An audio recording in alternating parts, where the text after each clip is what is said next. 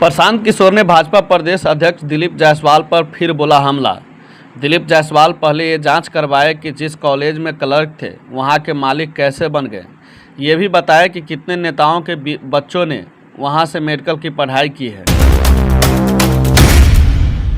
नमस्कार, मैं हूं संजीत और आप देख रहे हैं बेमिसाल इंडिया न्यूज। जन स्वराज के सूत्रधार प्रशांत किशोर ने भाजपा के प्रदेश अध्यक्ष दिलीप जायसवाल पर उनके और जन स्वराज के खिलाफ झूठे आरोप लगाने को लेकर जोरदार हमला बोला है। उन्होंने कहा कि राज्य और केंद्र दोनों जगह एनडीए की सरकार है।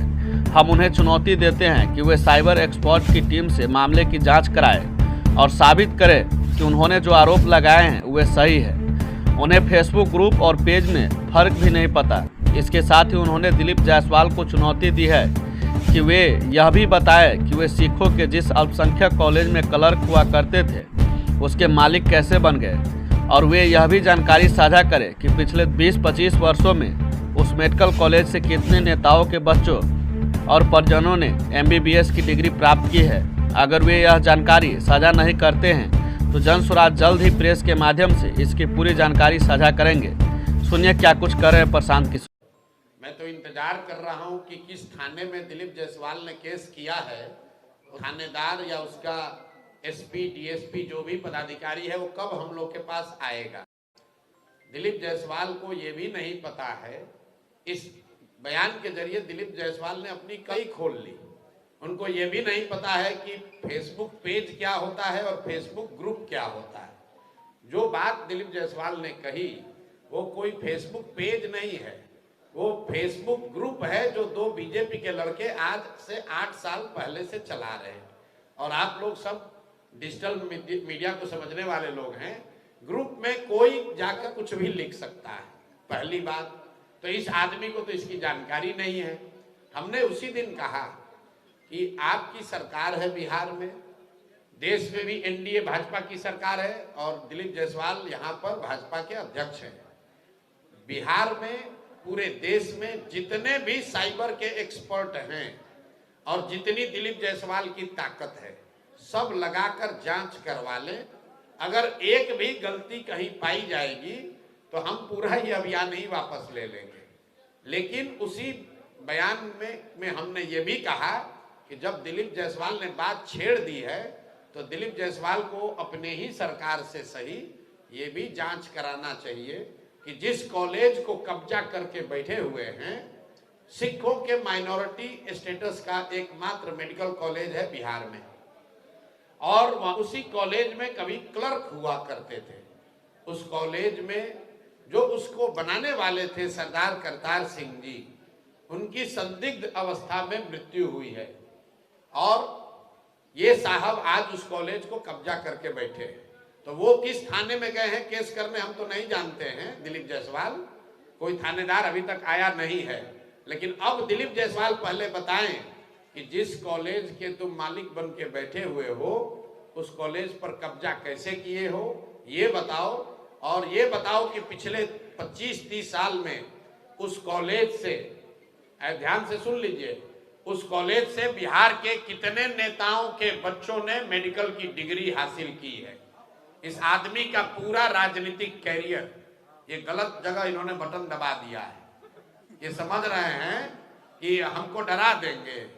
मेरे भाई अब आप अभी 2-3 दिन के बाद मैं डिटेल प्रेस कॉन्फ्रेंस करने वाला हूँ इस कॉलेज की, इनकी यात्रा पर कि ये कैसे उस कॉलेज के मैनेजमेंट कमेटी में घुसे, अपने बहू को जो सिख है उसको उसका इंचार्ज बना दिया है।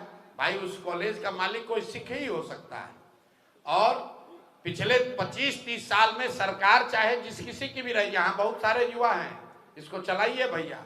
मेडिकल में आपके बच्चों का एडमिशन होने के लिए आपको 4 बार 5 बार टेस्ट देना पड़ता है। और ये जो कॉलेज है जो इनके अध्यक्षता में, इनके मार्गदर्शन में चल रहा है, इसमें बिहार से के कितने नेताओं के बच्चों ने, उनके भांजों ने, उनके भतीजों ने, उनके भाइयों ने मेडिकल की डिग्री हासिल की है। ये रिकॉर्ड दिलीप जायसवाल को जारी करना चाहिए। नहीं करेंगे तो हम जारी करेंगे कि आप देखिएगा कि कोई नेता किसी दल का बचेगा नहीं। कम से कम 50 से ज्यादा नेताओं को, ध्यान रखिए, 50 से ज्यादा अलग अलग दल के नेताओं ने अपने परिवार के से जुड़े हुए लोगों को उस मेडिकल कॉलेज के माध्यम से डॉक्टरी की डिग्री, मेडिकल की डिग्री दिलवाई है। और दिलीप जायसवाल का पूरा राजनीति इसी पर है। अब आप लोग जाकर पूछ लीजिएगा कि प्रशांत किशोर ने आरोप लगाया है, जो दम है वो कर लो। और इससे पहले एक और नेता थे, सर्वदलीय नेता, जिनका नया नाम रखे हैं, इसका नाम है सर्वदलीय नेता। आप लोग, हम लोग सुनते हैं नेता लोग दल बदलता है, तो अशोक चौधरी ने उसका एक स्टेप आगे का रास्ता निकाल लिया। ये कहा दल क्यों बदले, सब दल में एक एक आदमी को रख दो, दल बदलने की जरूरत नहीं है। बाबूजी कांग्रेस में, बेटा जदयू में, बेटी लोजपा में, और दामाद खुदे से कहे कि आरएसएस भाजपा में। तो भाई कोई दल बचा नहीं। हमने कहा कि आरजेडी बचा है, उसमें भी परिवार का कोई रख दो कि कोई भी जनता कहीं वोट दे तुम ही रहोगे। तो ये 3 गो जो नेता है, ये दिलीप जायसवाल भाजपा का यहाँ अध्यक्ष, ये बताएं कि मेडिकल कॉलेज जिसके ये मालिक मुखिया बने हैं, किस आधार पर वहां पहुंचे, करतार सिंह जी के साथ क्या हुआ, और उस मेडिकल कॉलेज में पिछले 25-30 सालों में कितने बिहार के नेताओं के परिवार से जुड़े हुए लोगों को मेडिकल की डिग्री दी गई।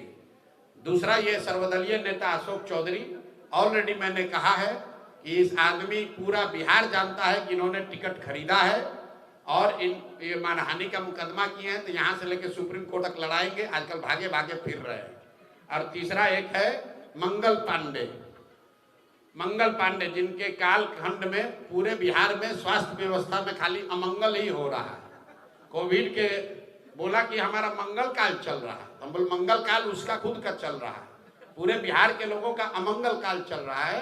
कोविड के जमाने में क्यों बोल रहे हैं समझ लीजिए, तीनों को क्यों चिन्हित किया है। ये दिलीप जायसवाल अभी राजस्व मंत्री थे। ये जो जितना लैंड का डिजिटाइजेशन हुआ है, सीओ बीडीओ के ऑफिस में जो भ्रष्टाचार फैला है, ये पैसा कौन ले रहा है भाई? सब आदमी कह रहा है बिहार में बहुत भ्रष्टाचार है, तो पैसा जा कहाँ रहा है? ये पैसा जा रहा है नीतीश कुमार के उगाही मंत्रियों के पास। ये 3, 4, 5 मंत्री है, यही सब लूट रहा है अफसरों के जरिए, व्यवस्था के जरिए। और प्रशांत किशोर, जनसुराज इन लोगों से डरने वाले नहीं है। केस करना है केस करो, आके मैदान में चुनाव लड़ना है चुनाव लड़ो, कोई डरने की बात नहीं है। इनके मुखिया पर नीतीश कुमार को के बारे में मैंने कहा है कि भाई आदमी मानसिक तौर पर अस्वस्थ हो गए हैं, इससे बड़ा तो कोई मानहानि नहीं होगा। हम कह रहे हैं कि मानसिक तौर पर आप स्वस्थ नहीं है, भैया आपको तो पहले जाकर हम मानहानि करना चाहिए, केस करना चाहिए कि प्रशांत किशोर गलत बोल रहे हैं, नीतीश कुमार मानसिक तौर पर स्वस्थ है, प्रशांत किशोर गलत इल्जाम लगा रहे हैं। हम आपको कह रहे हैं कि बिल्कुल दावे के साथ कह रहे हैं कि नीतीश कुमार मानसिक तौर पर स्वस्थ नहीं है। अगर हम बात गलत कह रहे हैं तो किसी मेडिकल बोर्ड को बैठाकर जांच करा लीजिए। अगर उससे भी नहीं भरोसा है तो थाने में केस कर दो, उससे भी नहीं भरोसा है तो जाकर कोर्ट में केस कर दो। हम डरने वाले नहीं हैं। सही बात, सत्य को कोई डरने की जरूरत नहीं है। इनका पोल खुलने ही वाला है और जनता रोज देख रही है। इन लोग का आखिरी समय आ गया है राजनीतिक तौर पर, अब इनका किनारा करने का टाइम हो गया है।